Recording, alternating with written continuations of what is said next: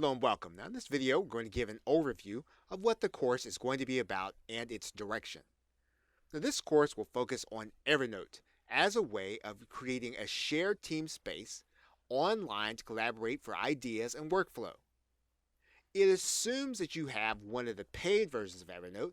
However, there are numerous workarounds for each unique aspect of the course. Now, following the course will help you to use the features of Evernote to communicate with teammates better and to get work done faster. One of its chief benefits is going to be faster answers to team questions. And another benefit is going to be more clear direction on projects before deadlines.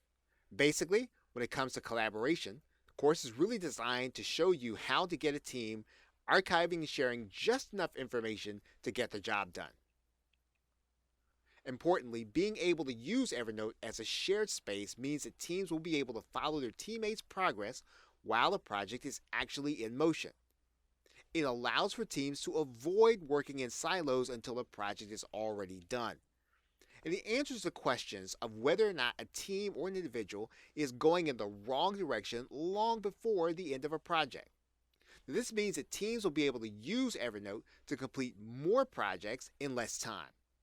Whether a team is acting for its own benefit and profit or an organization is acting to serve its base, Evernote can help any team to be more effective with continuous communication and archive processes. Now, this course will help you to achieve this by showing you the technical processes you can undertake to adapt Evernote to meet your team's needs. And with that, thanks, and I will see you in another video.